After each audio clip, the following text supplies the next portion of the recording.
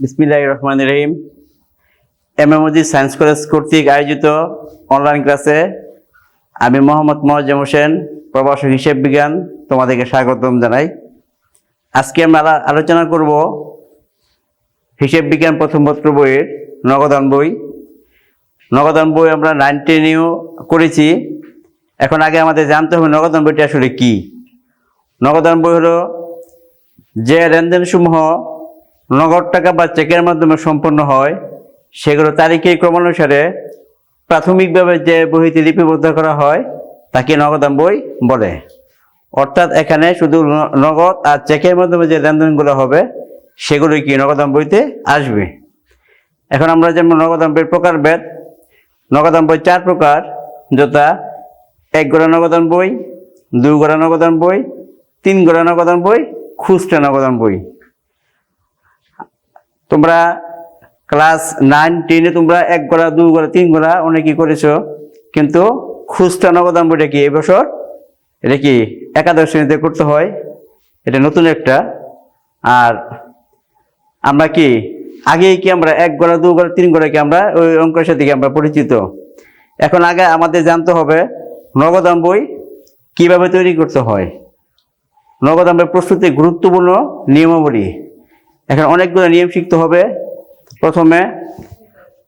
প্রথমে প্রশ্ন ভালোভাবে পড়ে বুঝে নিতে হবে কত গড়া নগদান বই করতে হবে। আসলে এটা অনেকের সমস্যা হয়, এটা 1 গড়া করব, 2 গড়া করব না 3 গড়া করব। এটা জানতে হলে আগে আমাদের জানতে হবে কি চাইছে, কিভাবে বুঝবো এটা 1 গড়া চাইছে না 2 গড়া নগদান বই চাইছে না 3 গড়া নগদান বই চাইছে। সে অনুযায়ী গড়া রাখবে 1 গড়া, 2 গড়া বা 3 গড়া বোঝার উপায়। যদি বলা থাকে 2 গড়া নগদান বই বা যদি বলা থাকে নগদ ও ব্যাংক সংযুক্ত নগদান, সেক্ষেত্রে বার্তা লেনদেন থাকলেও 2 গড়া নগদান বই প্রস্তুত করতে হবে। যদি বলা থাকে উপযুক্ত নগদান বই প্রস্তুত করো, সেক্ষেত্রে নগদ বার্তার লেনদেন থাকলে 3 গড়া, আর নগদ বার্তার লেনদেন না থাকলে 2 গড়া নগদান বই প্রস্তুত করতে হবে। এবং ব্যাংক সংক্রান্ত লেনদেন না থাকলে 1 গড়া নগদান বই প্রস্তুত করতে হবে। বার্তার কথা উল্লেখ থেকে 3 গড়া, আর বার্তার কথা উল্লেখ না থাকলে কি 2 গড়া নগদান বই। এবং যদি ব্যাংকে কোনো লেনদেন না থাকে তবে কি আমাদের 1 গড়া নগদান বই প্রস্তুত করতে হবে।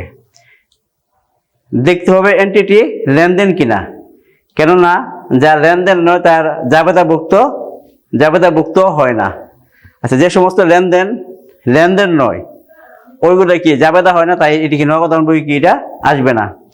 এন্টিটি লেনদেন বলে বিবেচিত হলে দেখতে হবে ওই লেনদেনের ধারা নগদ বা ব্যাংকের অর্থের পরিমাণ বৃদ্ধি পেয়েছে না হ্রাস পেয়েছে।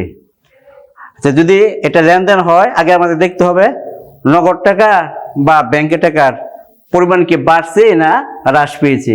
কেননা আমরা জানি সব রকমের প্রাপ্তি নগদান বইয়ের ডেবিট দিকে এবং সব রকমের পরিশোধ নগদান বইয়ের ক্রেডিট পাশে বসে। 1 গড়া, 2 গড়া, 3 গড়া নগদান বই কি 2টা পার্ট থাকে, একটা কি প্রাপ্তি, একটা কি প্রদান। টাকা আসলে বা টাকা বাড়লে প্রাপ্তি পাশে আসবে, এবং টাকা যদি চলে যায় বা পরিশোধ করতে হয় এটা কি প্রদান পাশে যাবে। যে সমস্ত লেনদেন নগদান বইতে অন্তর্ভুক্ত হবে না তা হলো ধারে বা বাকিতে মাল ক্রয় বা বিক্রয় করা হলে এটা কি নগদান বইতে আসবে না। ব্যবসা হতে মালিক কর্তৃক পণ্য উত্তোলন, অর্থাৎ ব্যবসা থেকে যদি মালিকে কোনো পণ্য উত্তোলন করে তবে কি এটা নগদান বইতে আসবে না। বিজ্ঞাপনের উদ্দেশ্যে পণ্য বিতরণ করে এটা নগদান বইতে আসবে না।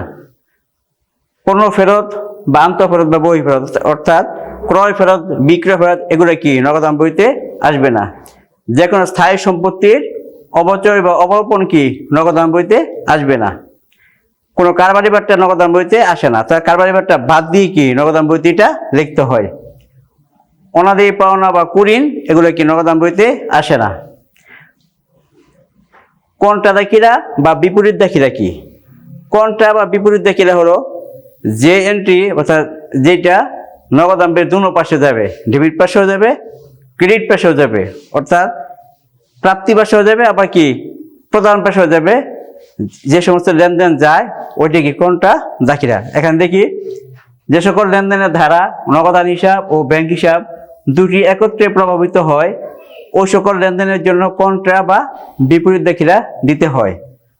নগদান ও ব্যাংক উভয় সম্পদ শ্রেণীর হিসাব, উভয় কি সম্পদ হিসাব, তাই নির্দিষ্ট লেনদেনের ধারা একটি হিসাব ডেবিট হলে অপর হিসাব ক্রেডিট হবে, অর্থাৎ একটি হিসাব ডেবিট হলে অপরটি ক্রেডিট হবে। এরূপ দাখিলা নগদান বইয়ে লিপিবদ্ধ করার সময় ক্ষতিহীন পৃষ্ঠা কলমে ক বা সি লিখতে হয়।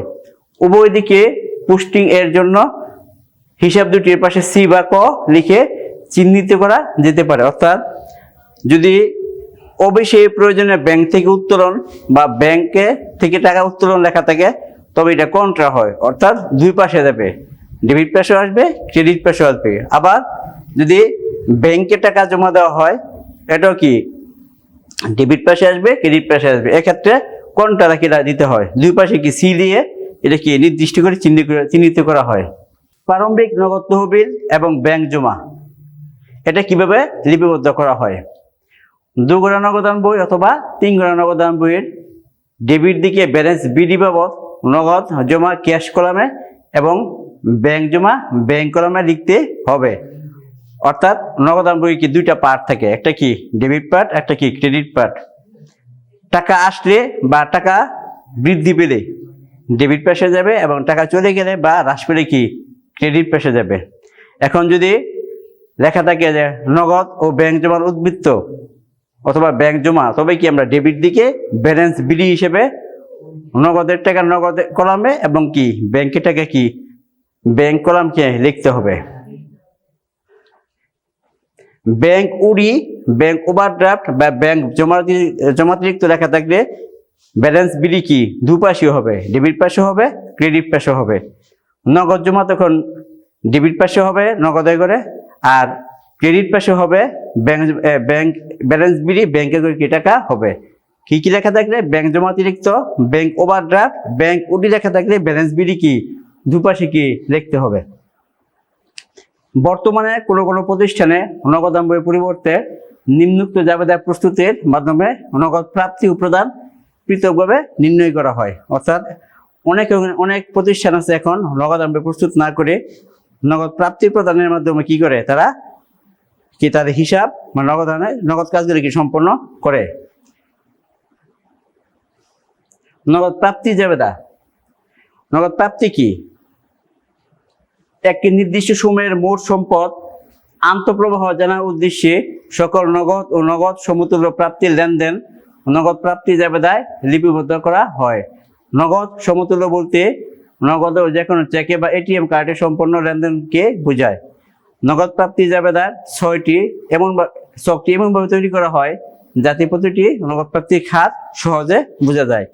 আচ্ছা, নগদ প্রাপ্তি জাবেদায় টাকার ঘর থেকে 5টা নগদ, বাট্টা, তারপর বিক্রয় ডেবিট হবে, যেন প্রাপ্য হিসাব ডেবিট হবে, অন্যান্য হিসাব ডেবিট হবে।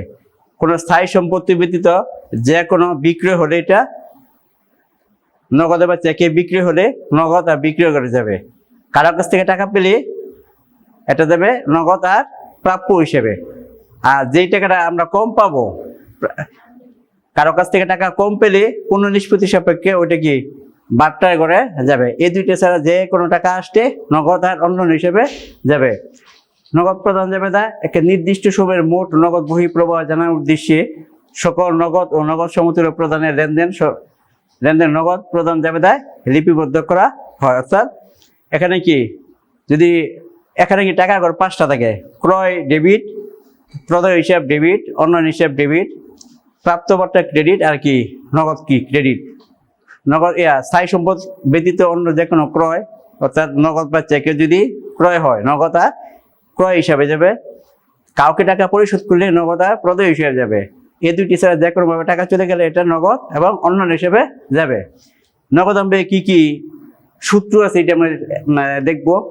1 গড়া নগদান বইয়ের নগদ তহবিল নির্ণয়, প্রারম্ভিক নগদ তহবিল প্লাস যাবতীয় নগদ প্রাপ্তি মাইনাস নগদ পরিশোধ।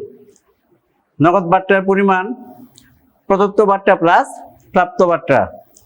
প্রদত্ত বাট্টা কিভাবে বের করতে হবে, মোট দেনাদার থেকে আমরা মাইনাস পূর্ণ নিষ্পত্তিতে প্রাপ্ত অর্থটি কি বিয়োগ করলে কি বেরোবে প্রদত্ত বার্তা। প্রাপ্ত বার্তা কিভাবে বের করবো? মোট পাওনাদার থেকে আমরা পূর্ণ নিষ্পত্তিতে প্রদত্ত অর্থ কি আমরা বাদ দিলে কি বেরোবে? প্রাপ্ত বার্তা। ক্রয় বার্তা, ক্রয়কৃত পণ্যের মোট পরিমাণ গুণ কারবারি বার্তা শতকরা হার, মানে ক্রয়কৃত যা ক্রয় হয়েছে এটার উপর কি আমরা শতকরা হার গুণ করে কি বেরিয়ে যাবে? ক্রয় বার্তা। বিক্রয় বার্তা, বিক্রয়কৃত পণ্যের মোট পরিমাণের সাথে আমরা যদি কারবারি বার্তা শতকরা হার গুণ করি বেরিয়ে যাবে কি? বিক্রয়ের বার্তা। মোট ক্রয়, মোট ক্রয় নগদে ক্রয় যোগ চেকে ক্রয় যোগ বিলের মাধ্যমে ক্রয় বা যোগ বাকিতে ক্রয়, সব ধরনের ক্রয় যোগ করলে হবে কি? মোট ক্রয়। মোট বিক্রয় নগদে বিক্রয় প্লাস চেকে বিক্রয় প্লাস বিলের মাধ্যমে বিক্রয় প্লাস বাকিতে বিক্রয়, এই 4 ধরনের বিক্রয় যোগ করে বের হবে কি? মোট বিক্রয়। এ বলে আমার আজকে ক্লাস শেষ করলাম। সামনের ক্লাসের আমন্ত্রণ জানিয়ে আসসালামু আলাইকুম।